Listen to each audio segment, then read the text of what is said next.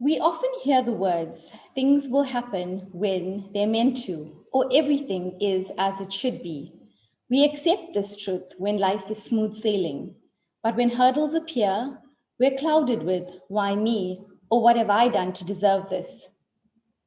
And when life is going great, we think, I knew it would come. My hard work has finally paid off. And we're filled with joy. Human beings are emotional beings by nature, so it's all pretty expected. This evening's lecture is a prime example. Is Guru Purnima a coincidence? Absolutely.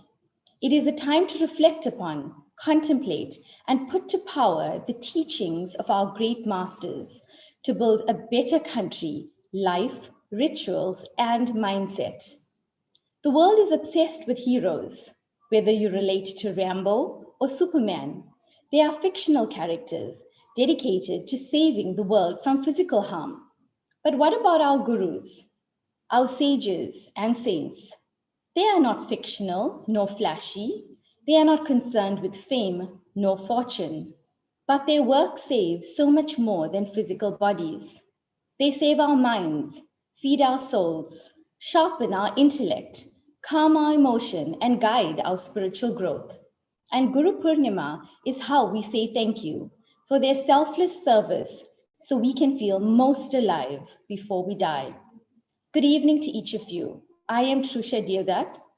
Consider this your starter before dinner, as Shri M.K. Angajanji serves your soul during these complex times, taking us through why Guru Purnima is a very important day in the Hindu calendar. Where all over the world, gurus are honored for the sacrifices they make for their community, Shri M.K. Angajanji being one of them. He has, for the past 30 years, been deeply involved in the study, research, and assimilation of Vedanta and Hindu scriptures, management and leadership philosophy, life mastery, human values, and the human mind.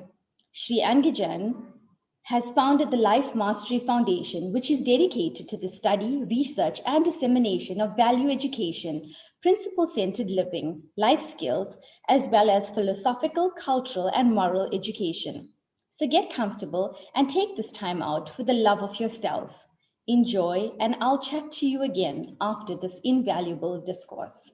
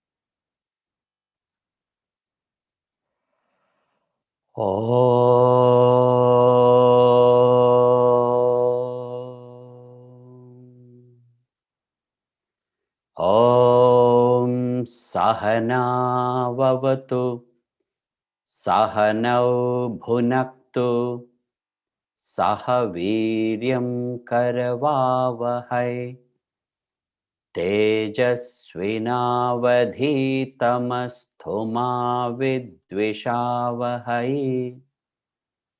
Om Shanti Shanti Shanti.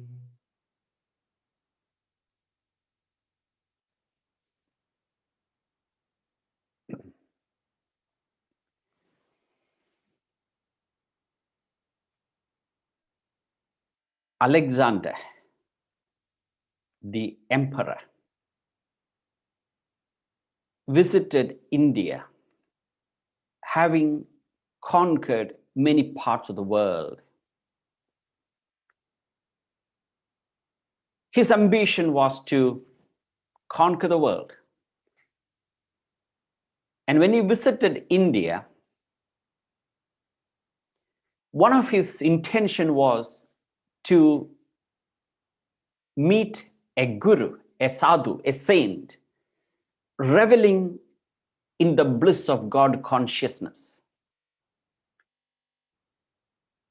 And he met one, and he asked the guru, he asked the master, a God-realized soul, and he wanted to take this master back to his country. And he introduced himself that I am Alexander the Great. I'm the emperor. I want you to come with me to my country, said Alexander to the saint. The saint quipped and said, Greece and Rome is inside me. Where can you take me? You can't take me anywhere. That Alexander did not like it. Here is a man who wanted to conquer the world coming from the West. And here is a Mahatma, a God-realized saint, perhaps living under a tree, basking in the bliss of God consciousness. And he says, Greece is inside me, Rome is inside me, the whole world is inside me. This Alexander did not like it. He was very annoyed. He was very positively annoyed. So he pulled out the sword and said, I can cut you into pieces. The saint said, you can cut my body into pieces. You can't cut me. I am beyond all that. And then the saint asked Alexander, who did he say you are? And the Alexander said, I'm Alexander the Great, the emperor. And then the sadhu said, you, the emperor? You don't even deserve to be my slave. You are my slave's slave. That made Alexander think. What do you mean you're my slave's slave? Asked Alexander. Then the sadhu said, my slave is anger. I kept my anger under my control. You are a slave of anger because slightest provocation, you got upset, you got angry, you are my slave's slave. And that made Alexander think. He was intelligent enough to understand the message of the master. And the story goes, the Alexander almost got transformed into idea that you got to begin the transformation from within. This Alexander, they call him Alexander the Great, I don't know why though. He wanted to conquer the world. Here is a master who has conquered the world by conquering one's own self. Swami Vivekananda said, to conquer the world, you got to conquer your mind.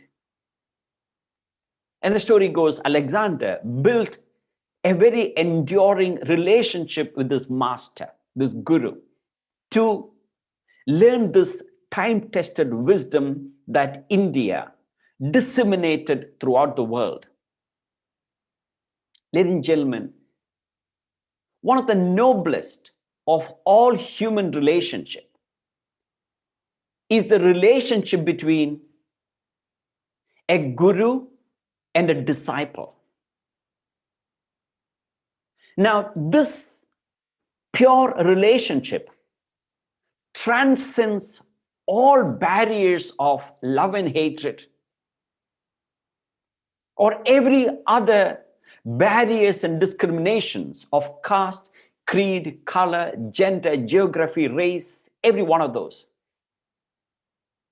Hindu tradition over many, many millenniums has nourished, divinized, and glorified age after age the tradition called Guru Sishya Parampara, that is the preceptor-disciple lineage. This noble connection, the pure relationship between guru and disciple, is glorified, and a day has been dedicated to celebrate this great tradition. The relationship between guru and disciple Guru's duty to take the disciple to the great heights of spiritual development that culminate in discovering one's own self. And this relationship is elevated to the status of a Hindu festival called Guru Purnima. On this day of Guru Purnima every year, we pay our tribute to this uninterrupted lineage called Guru Sishya Parampara. As you know, this great tradition called Bharatavarsha, Hindu tradition, has seen a gamut of sages and saints, swamis and gurus and mahatmas. They have sacrificed their life to preserve, to sustain, and transmit this knowledge and inculcate this great culture and spiritual values to the generations in our society, in our community. So we celebrate that tradition, we celebrate that relationship called Guru Purnima. We have a great indebtedness to those gamut of sages and saints who came in the year of time. There are three things that we got to remember. One is the culture of Hindu tradition. We have an obligation to sustain and transmit it.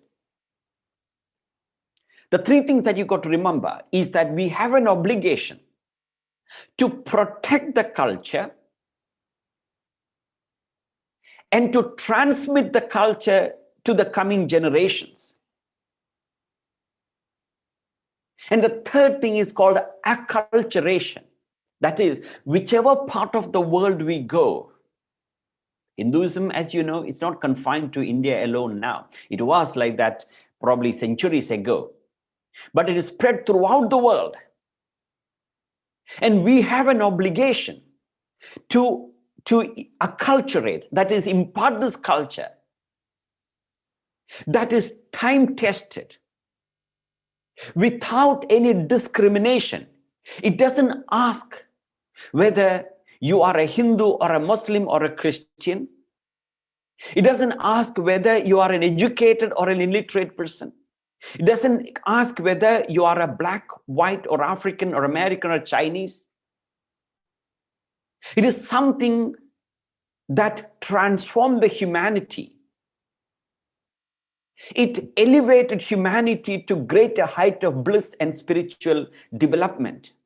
So we have an obligation to protect this culture, to transmit the culture, and acculturate. Acculturation means sometimes we learn good things from the other culture, at the same time we impart it to the others.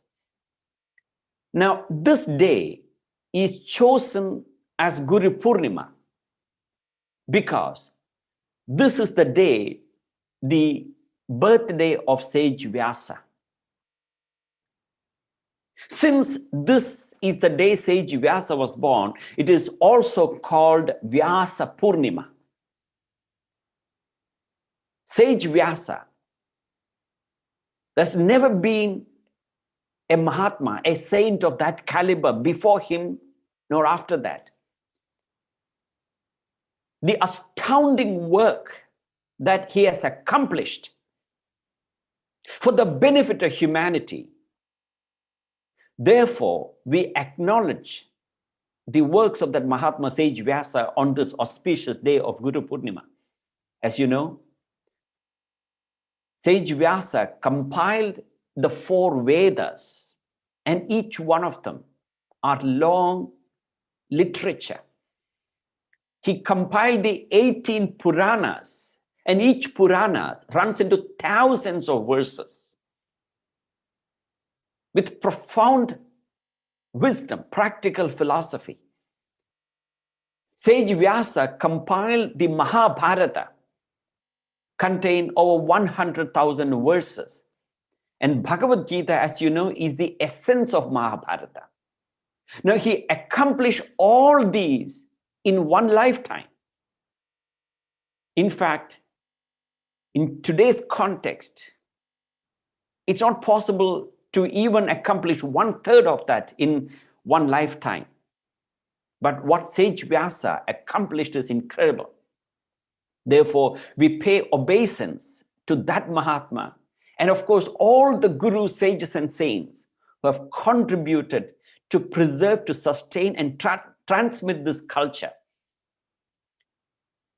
As you know, the word Guru Purnima is made of two Sanskrit words, Guru and Purnima. The word Guru means preceptor. Purnima literally means full moon.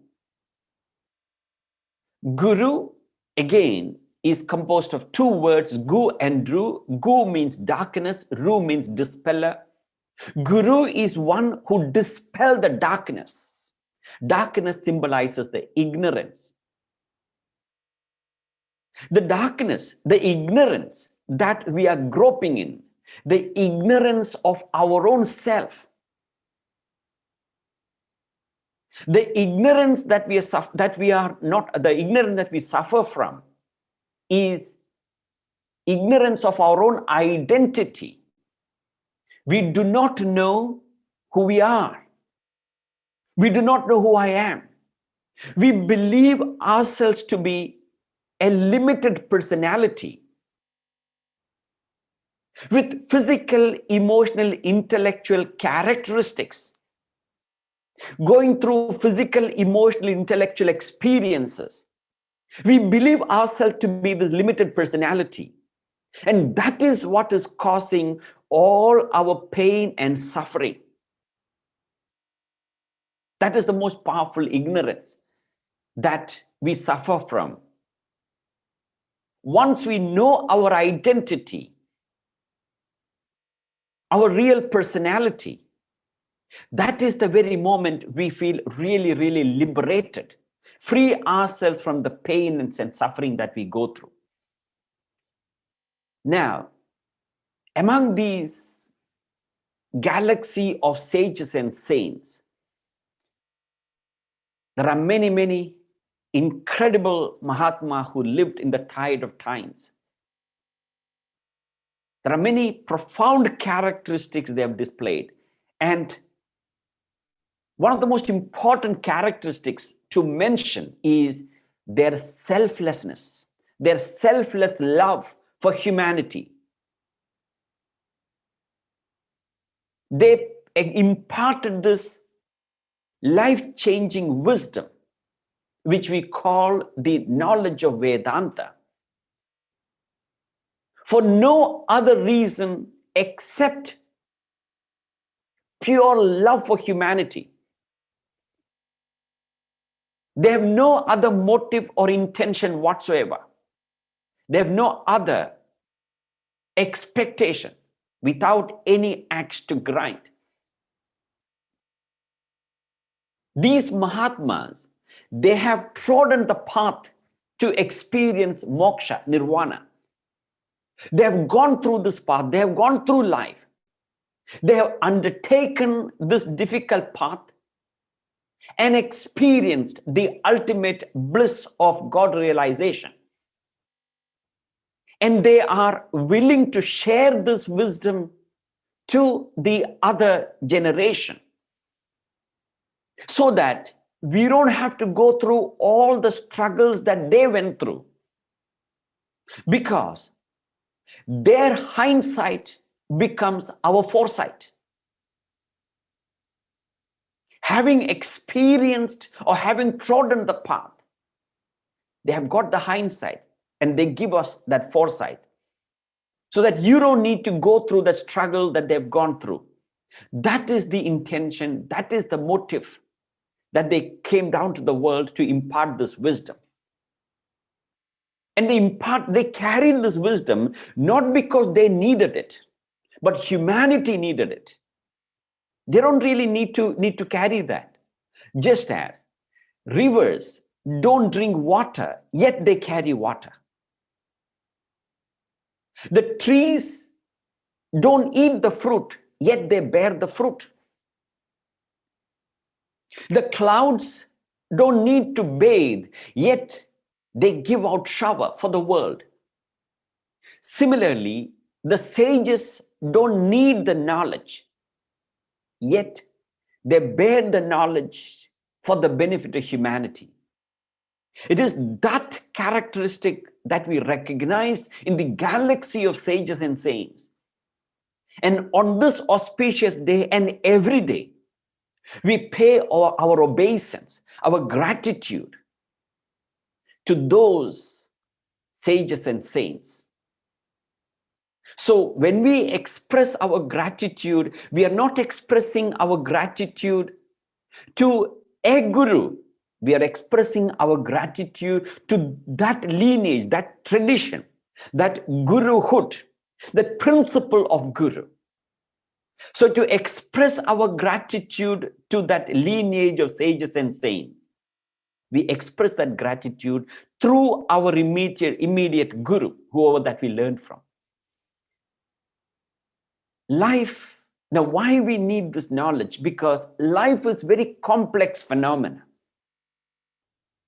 When we don't understand the technique, the art to handle life, we begin to experience pain, stress, struggle, worries, and anxieties. So to handle life, to handle the challenges of life, we need gurus and teachers. We need gurus, teachers, we need guides and mentors. We need coaches and instructors. We need consultants and counselors. Both are necessary. All of them play different roles to help us to transform our life. And of course, among all these, teachers and guides and coaches and mentors, etc., gurus play the most important role because they help us to grow and find our purpose in life. Without our guidance, without their guidance, our life becomes almost meaningless. Now, how do we distinguish the role between gurus and teachers? Teachers explain the world and its nature to us, whereas guru explain your nature to you. Guru, introduce yourself to yourself. The teachers prepare you for outer journey, and the outer journey is endless. It goes on and on and on.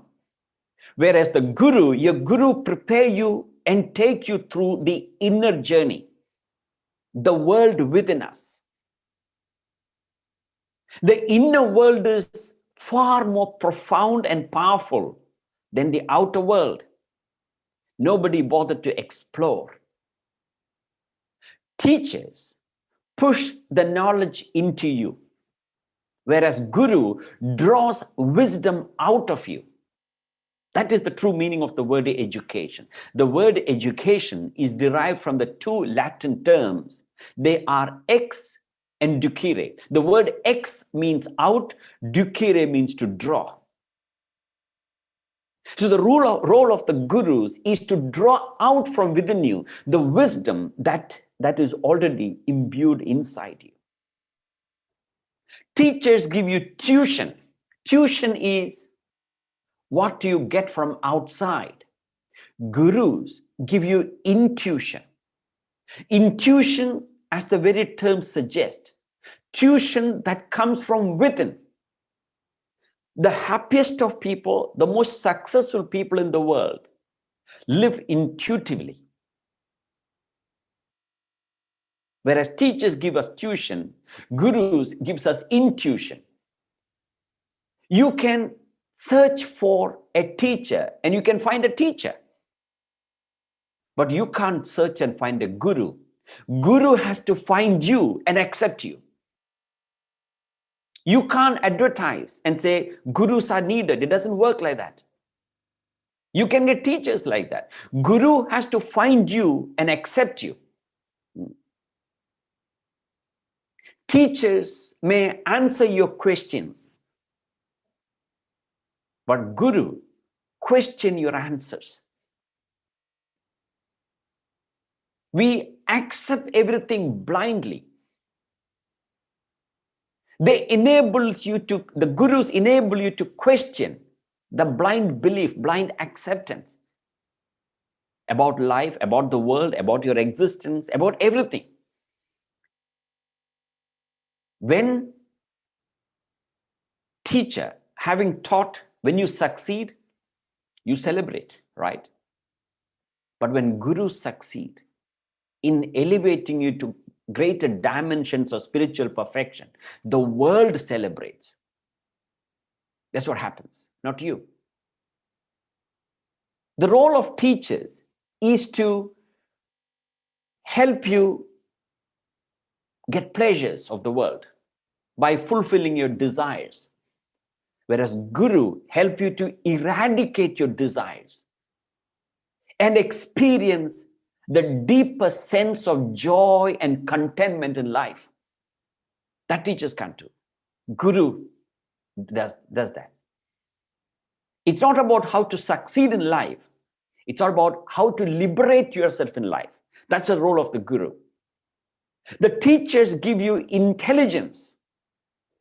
Guru trains you to think for yourself.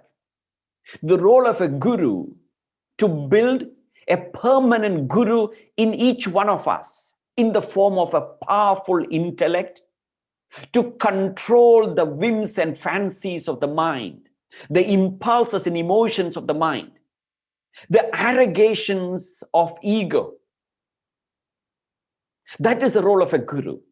Guru trains you to think for yourself and make yourself available, a permanent Guru in each one of us, so that our intuition guides us. The teachers teaches us. They teach us how to make a living. Guru teaches how to live, because they understand just because you are born and growing up, just because you have academic qualifications, just because you have degrees, that doesn't mean that you know the art and technique of living. The teachers teach us how to make a living, but it is a Guru who teaches us how to live happily. That is the impact of gurus in the world on our life. Today, the world seems to underestimate the impact of gurus, sages and saints, swamis and mahatmas in our society. The gurus, sages and saints, mahatmas, they play a very crucial role in the world. If those gurus and swamis and mahatmas, if they didn't exist in the society, the world will be in a terrible mental health crisis. Without their contribution, people would be completely lost. The world would be a mental asylum. As it is, it is. It will be much more than that. It is because of this Guru's sustained tradition, culture, higher values, and spirituality in the society that actually prevents the deterioration of mental health, because they provide us with a positive psychology, with the time-tested knowledge of Vedanta that are enshrined in our scriptures. Without the positive psychology that they provide, the world will be much worse than what it is today. People, our level of depression, anxiety, panic, hallucination, and other psychosis and neurosis, loneliness, that will increase further And those people who had the willingness to make sacrifices, they have the time available to invest in spirituality, which the sages and saint gurus have sustained. They have liberated themselves from all these kind of anxiety, panic, hallucination, psychosis, neurosis, etc. It is the gurus who helps us to handle these psychological issues and root out. So when we engage in any spiritual practices, be it bhajans and kirtans, rituals, festivals, yoga, meditation, they have the healing power. They heal many psychosomatic diseases, many psychological problems. In fact, those people who engage in these spiritual practice, that prevents them from getting into psychological challenges. But only problem is that a lot of people take to spirituality only to liberate themselves from the psychological challenges. Spirituality has got much higher role than simply giving a solace, emotional challenges.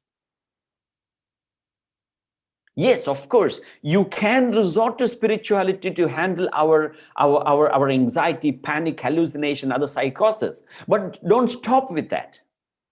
You will automatically experience a feeling of serenity, equanimity. But our purpose is, the purpose of gurus is much beyond that. A lot of people take to spirituality, or many people approach gurus only to solve their day-to-day problems and pinpricks and challenges. But gurus have got much greater role to help you to liberate from the bondage, the pains and suffering, and to experience the higher levels of bliss. In fact, India is one of the countries in the world where the divorce rate is the lowest, almost about 1% or so. Out of about 1,000 marriages, 13 results in divorce in India. That's about 1% or so.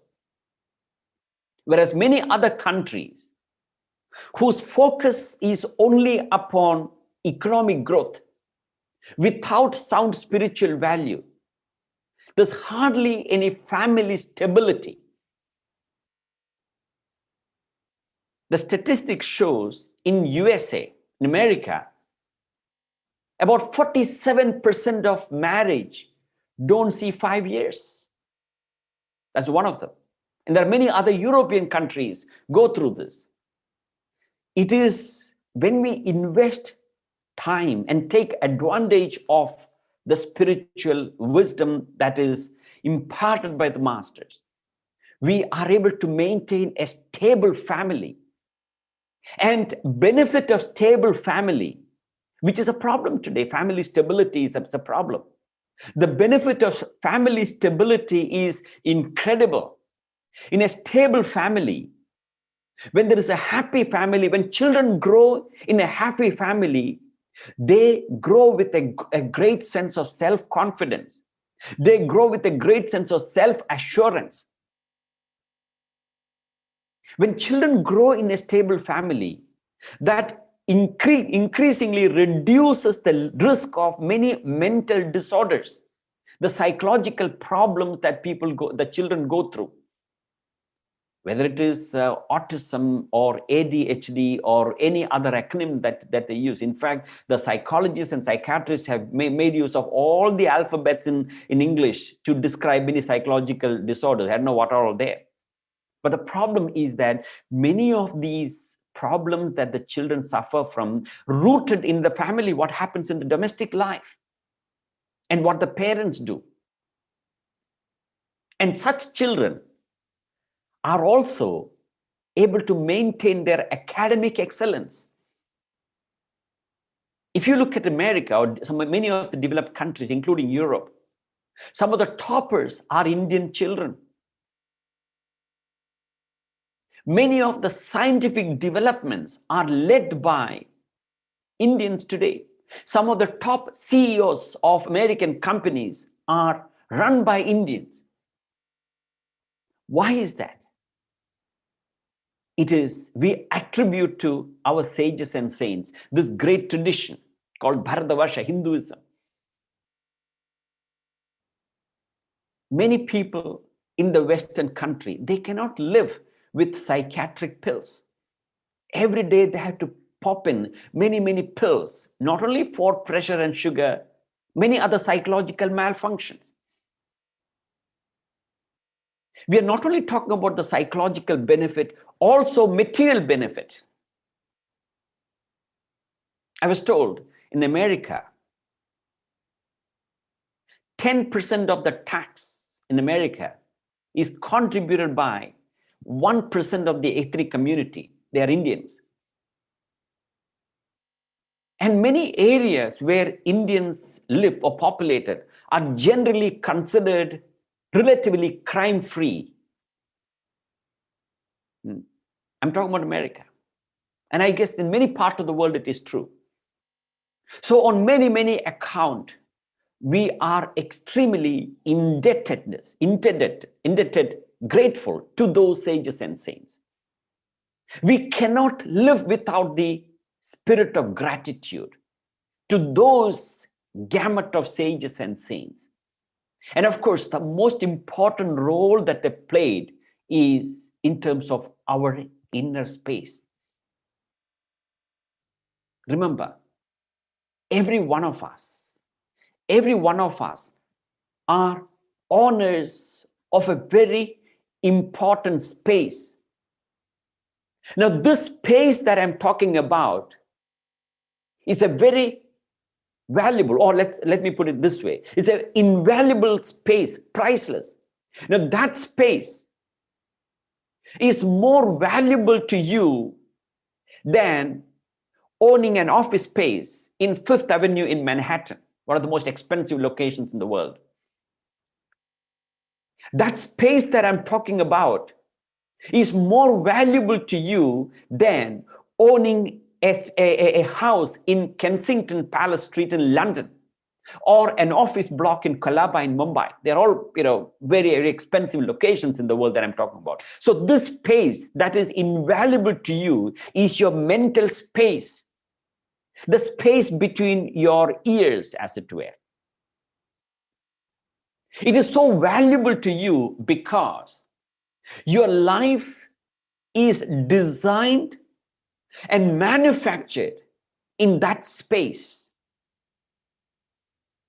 Your future, our country's future, is designed, constructed, and manufactured in that mental space. Your future is created in that space, your mental space. Remember, your life is created twice. Everything that happens to you and in your life is created twice. Once, first it is created in your mental space, and then you will find it is expressed outside. Now the question, ladies and gentlemen, is that who is the master of that mental space? Remember, your mind is the landlord of your thoughts. Who are the tenants occupying that space? Who is the master of that space? That will determine your happiness, your success, your wealth, your relationship, everything else that happens outside. Who is ruling that space? Is the reason ruling, or it is the emotions that are ruling that space? You have a choice. Is it the virtues, or it's the vices ruling that space?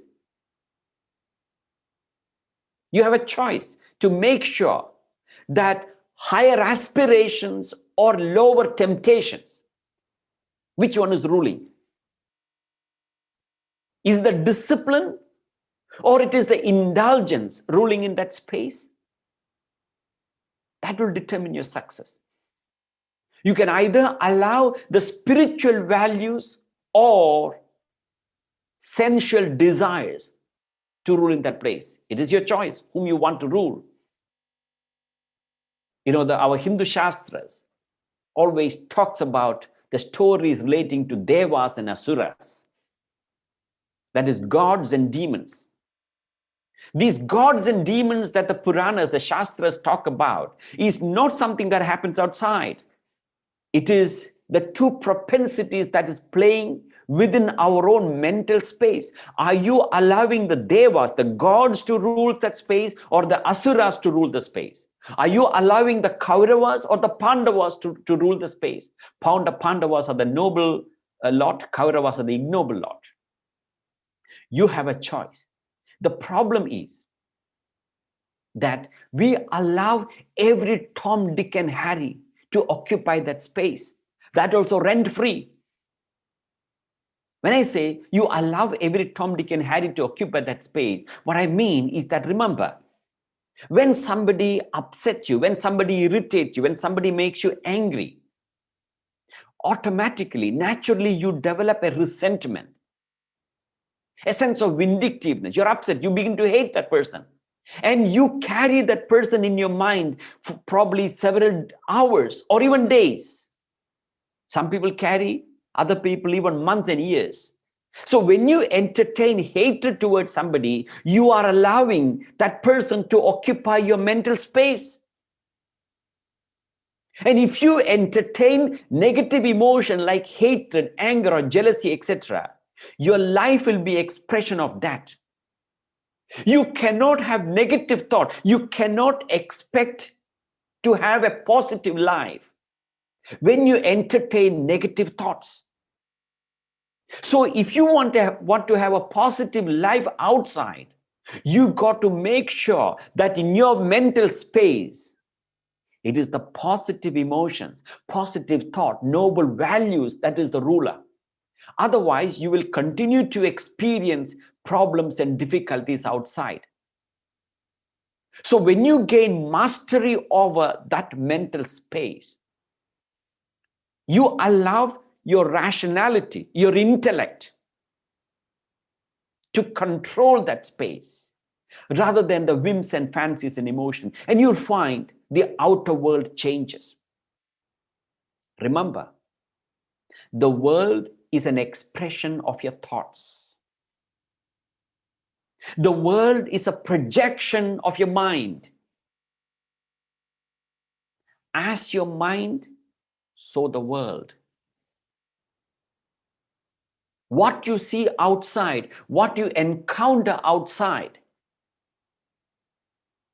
is directly related to what you entertain in your inner world, that mental space.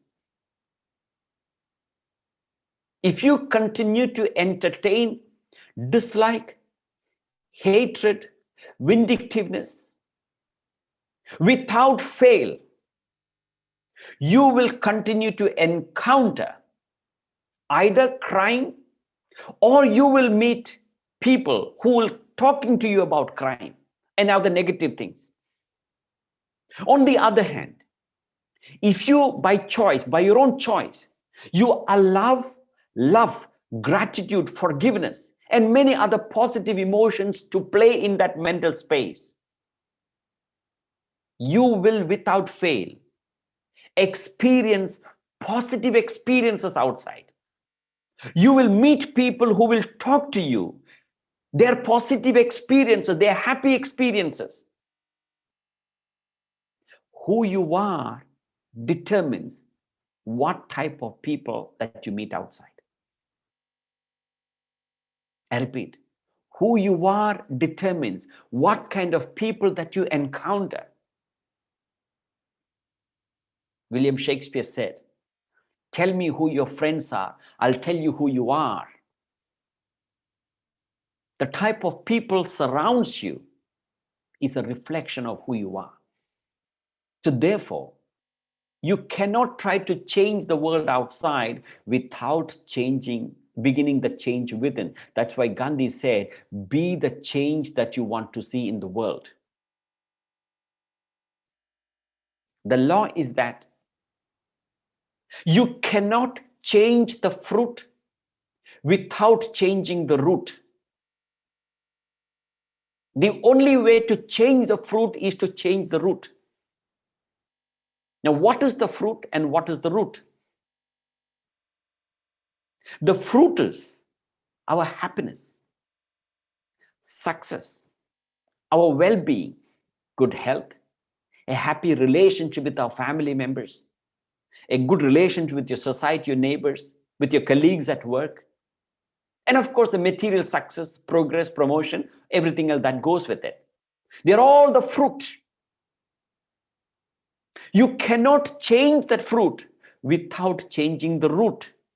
And the root is what is happening in your mental space. And we can begin our change there. In China, there is a particular kind of bamboo. It is often referred to as Chinese bamboo. What is unique about the bamboo is that if you plant a sapling for about 4 long years, the bamboo wouldn't grow. It wouldn't die either. You can put water, fertilizer, nourishment, manure, everything that is possible, it would simply won't grow. If it dies, you can understand. You pull it out and plant another one, but it wouldn't grow. But after 4 years, 5th year, within 2 months, within 60 days, the bamboo shoots off to about 70 to 90 feet tall within 60 days. You may wonder what the bamboo is up to. In that 4 years, the bamboo doesn't waste its time. The bamboo is growing. It's growing, it doesn't waste its time, but it's growing inside, in the ground. The bamboo is sending its roots in all directions. Once the bamboo is firmly established on the ground, only then it begins to grow outside. We got to be as wise as the bamboo. Today's Western education teaches us to chase external success and achieve success.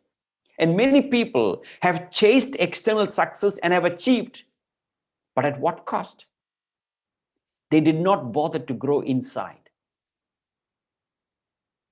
You'll find them suffering from all kinds of mental problems, anxiety, depression, and many other psychosomatic diseases, including pressure, sugar, constipation, indigestion, stomachache, arthritis, back pain, migraine, knee pain, all kinds of problems. Very often when you go to a doctor, they don't have a cure for the psychosomatic diseases because these problems are not physiological. They are not simply biological. They are rooted in our mind. So we got to change our belief system. We got to change our value system. We got to change our thought process. When our thoughts become positive, it impacts even our physical health. One of the problems that a lot of people suffer from is what the psychologists call cognitive dissonance. Cognitive dissonance is when contradictory, conflicting thought plays in your mind. What is cognitive dissonance?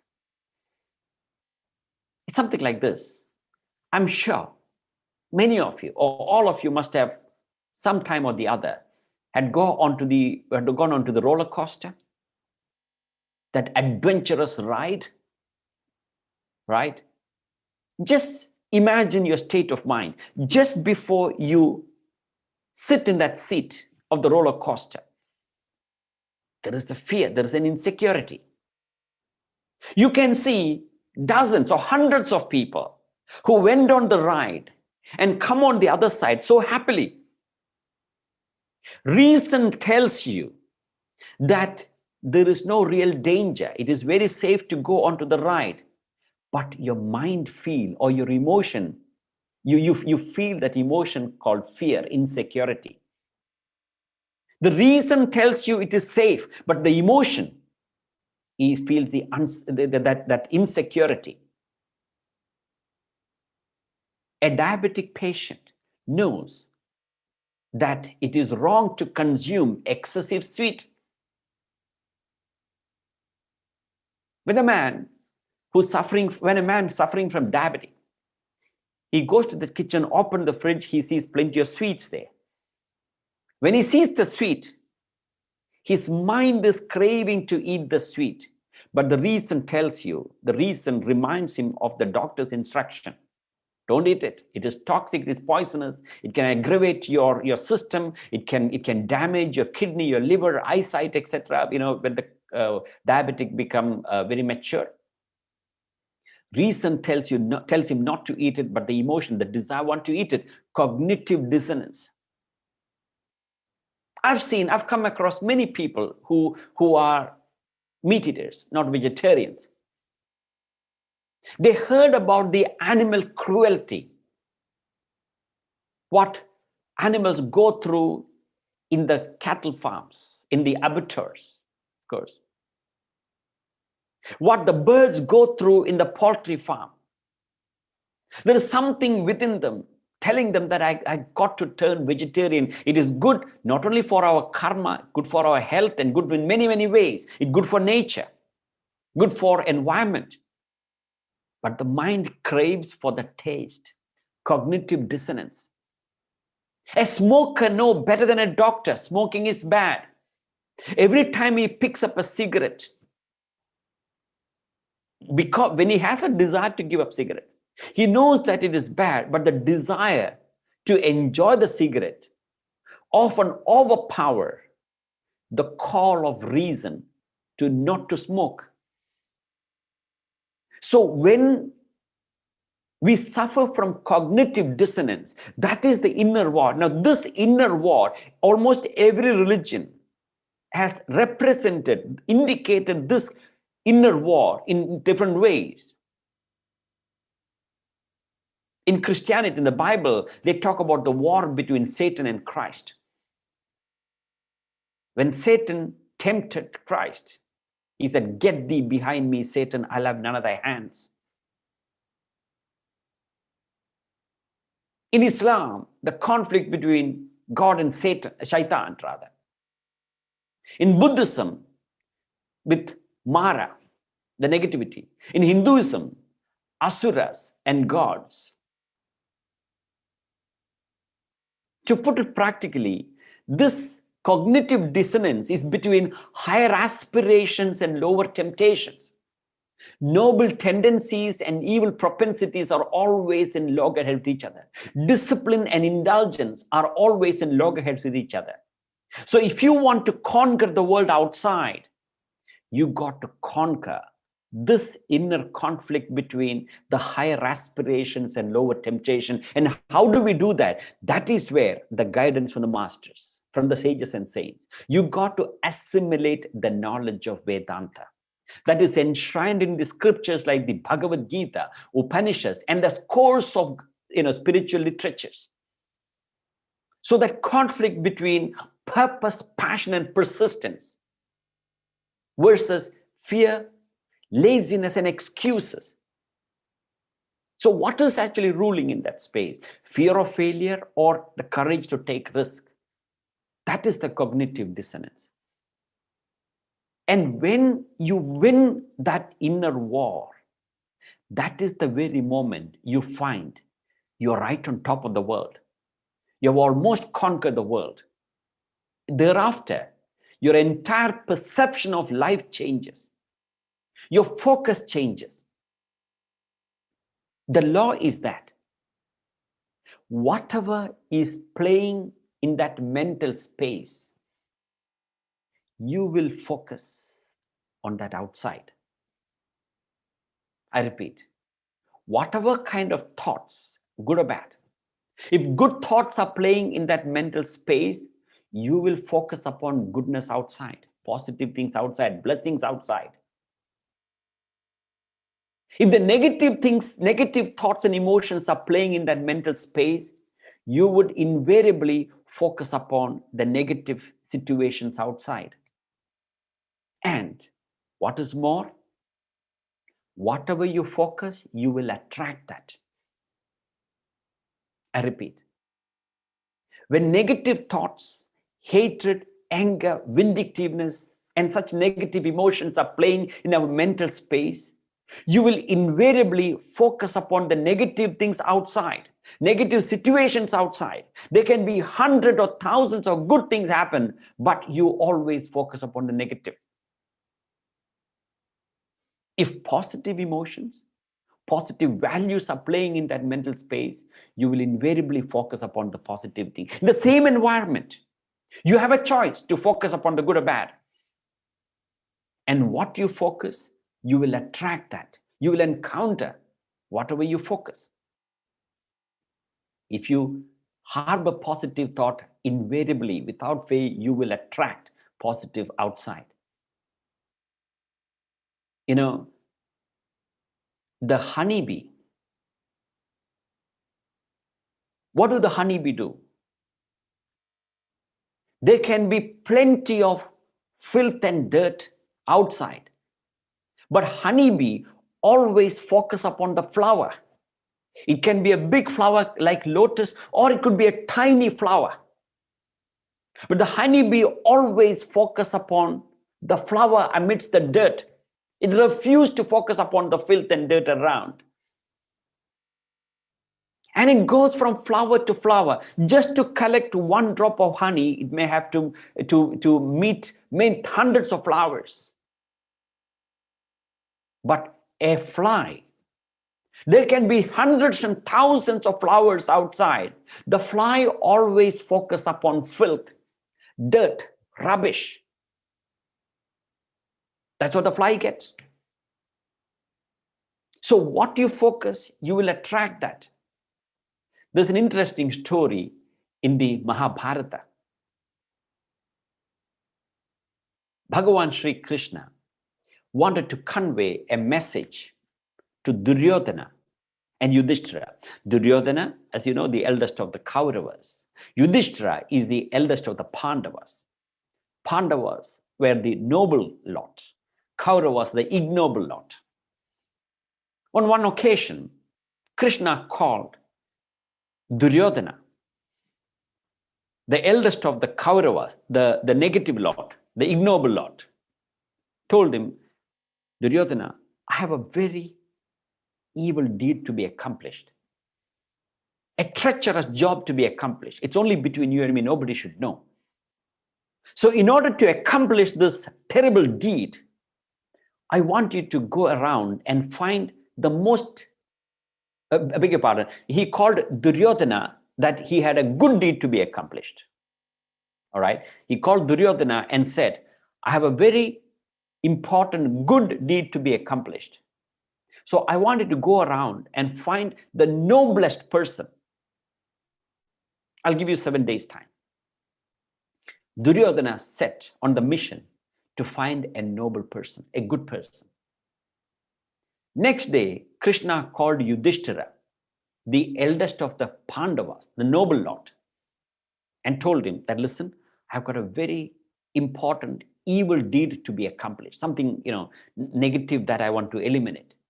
I wanted to go around in the world and find the most evil person, the most negative person.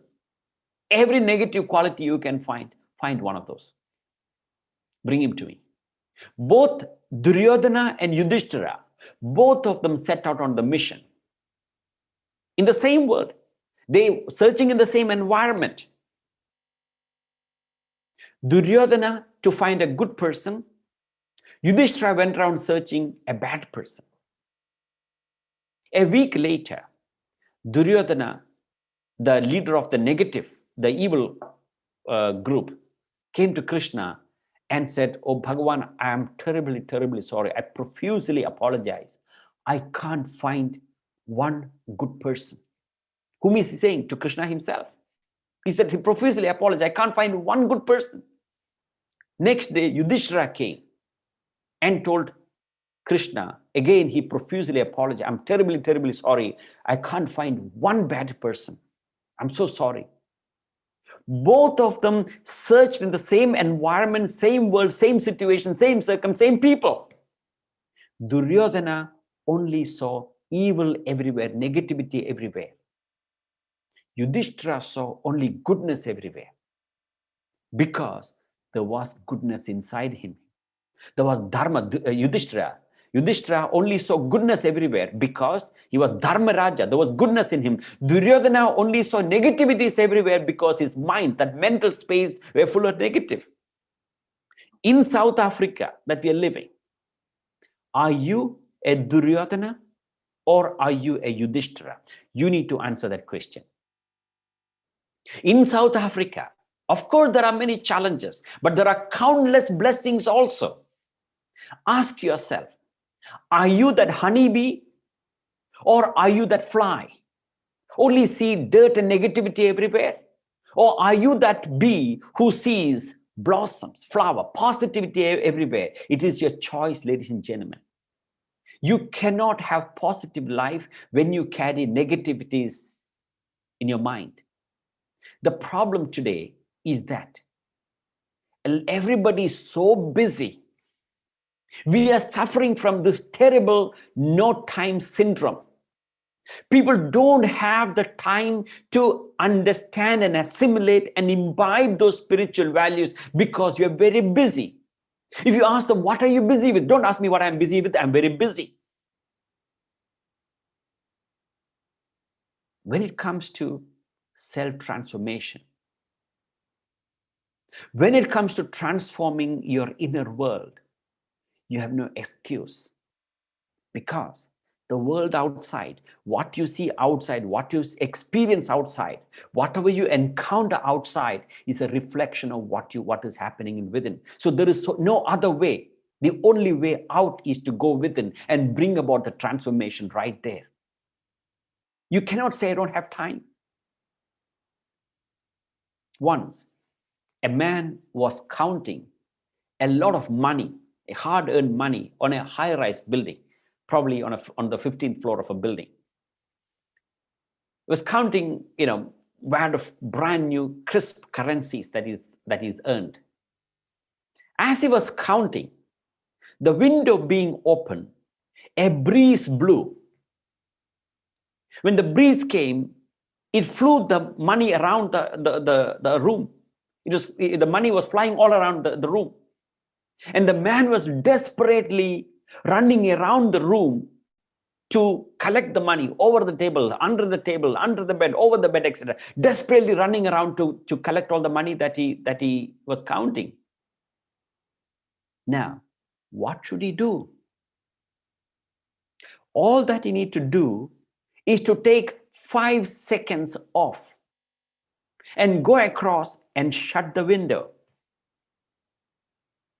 The breeze will stop. All the money will settle. It will stop flying around. He can calmly, with a sense of serenity and composure, he can go around picking up the money. But what happens is, in that anxiety, in that desperation, in that nervousness, that desperation, that fear, that anxiety, the better wisdom doesn't prevail. The better sense doesn't prevail to go and shut the window. He's so anxious and nervous and desperate, he continued to run around the room to pick up the money, that he doesn't think that he should shut the window. To take 5 seconds to shut the window seems very expensive. That time, 5 seconds, seems so costly because all the money is flying around. This is the scenario of many people. They're running around the world, acquiring this: name, fame, power, family, position, success, recognition, power. They're chasing around the world without realizing that the greatest power is within me, within you, within all of us. People chasing outside the world, seeking love. They take pride in the number of followers they have in the social medias, whether it is Twitter or Facebook or Instagram. But the greatest power, love, is within. This is the reality. People suffer from no time syndrome. So you have no excuse. We got to invest time in assimilating those time-tested wisdom that is enshrined in our scripture, the Bhagavad Gita, Upanishad, Mahabharata, Ramayana. Because those are the values that transform our mental space. And when our mental space is transformed, you will find the world that we live in is a better place. And we have the free will. We have the choice to do that. One of the very important element that is playing in that mental space is our free will. You can use that free will to focus upon whatever that you want. What we don't realize is that in our quest for happiness, we are constantly chasing happiness. In our quest for happiness, people make two mistakes. One is they focus on things they can't change. Number two, they ignore the things that they can change. In our chase for happiness, first of all, we don't know what we want. We believe we want power, we want money, we want fame, we want recognition, we want love. That's not what we want. Ultimately, what we want is happiness. That is the bottom line. In the chase for happiness, people make two mistakes. One is they focus upon things that they can't change. What they can't change is, number one, other people's behavior. What they can't change is the world. What they can't change is the weather. They ignore what they can change. And what they can change is their attitude, their reaction, their expectation. They can change their perspective. By using the free will, you can either change your attitude, reaction, expectations, and perspective. That is what is within our control. You can, using the free will, you can focus upon what can go wrong and worry. You can use the free will and focus upon what can go wrong and go through worry, fear, anxiety. I'm sure, having gone through what has happened in last 2 weeks or so in this country, we can focus upon what can go wrong in the future, supposing similar experience occur, and go through fear, anxiety, nervousness. Or you can focus on what can go right and get excited about it. That choice is up to you. Are you focusing upon what can go wrong and going through fear and anxiety? Or are you focusing upon what can go right and getting excited? It's your choice. It's up to you. Whatever you focus, you attract that. Using that free will, you can change your attitude, your reaction, your perspective. When your inner space changes, world changes. Once, there was a great scientist. He was deeply absorbed in his research, in his laboratory. As he was so absorbed in his research in the laboratory, his little boy, he had a 3 or 4-year-old child. The child was playing outside his laboratory. The child was just being a child, screaming and shouting and playing around. That's the way the children should be, energetic. But this was a positive disturbance, annoyance for the father. He was very upset. So having got upset, he came out of the laboratory, very irritated, very upset. He picked up the child and brought him to the lounge and made him sit there and told him, "You sit here now."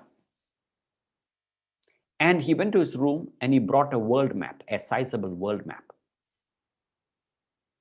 And he tore the world map into bits and pieces, tore it into bits and pieces, and shouted in front of the child and said, "You sit here now and reassemble the world map." The idea was to keep the child busy so that he doesn't scream and shout and make noise. The child was obedient. He sat there and got on to his work, that is, assembling the world map. Can you imagine? It's a tedious process. Those of you who have assembled the jigsaw puzzle know what I'm talking about. The father thought it'll take him at least a week before he can put all the bits and pieces together and reassemble the world map. The child got on to his work. The father went to his laboratory, got on to his work. After about 45 minutes or so, the child completed reassembling the world map, all the bits and pieces put together very clearly, and each country in its own space.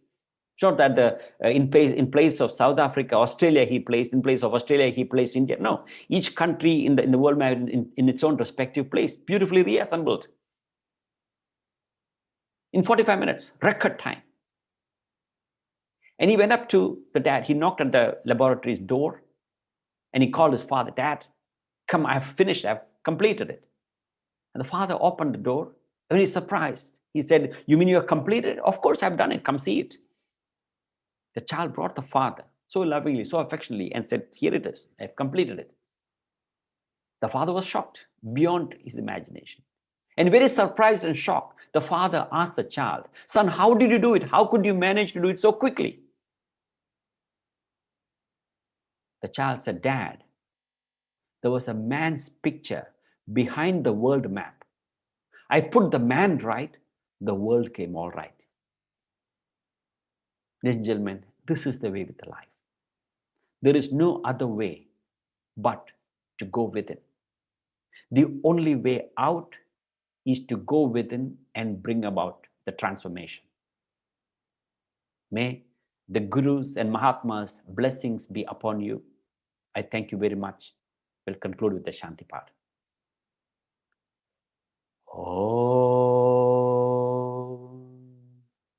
Om Purnamata Purnamitam Purnat Purnamudachyate Purnasya Purnamataya Purnamevavasishyate.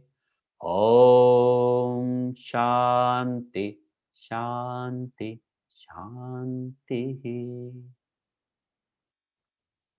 Thank you.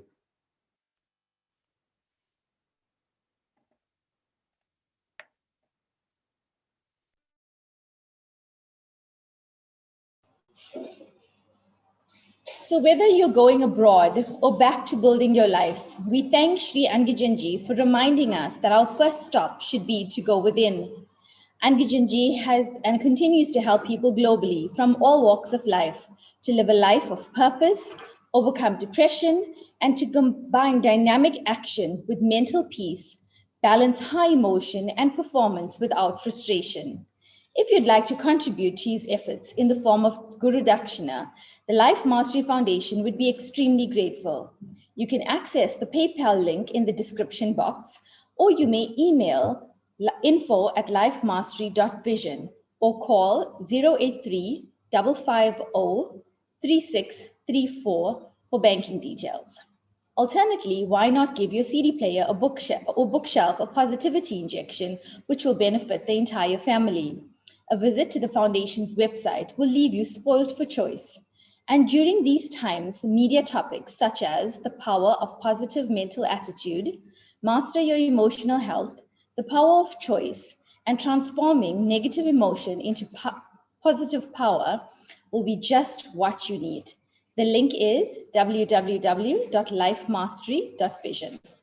And on that note, we say goodbye. Thank you for your time this evening. We hope we have served you well. Hari Om.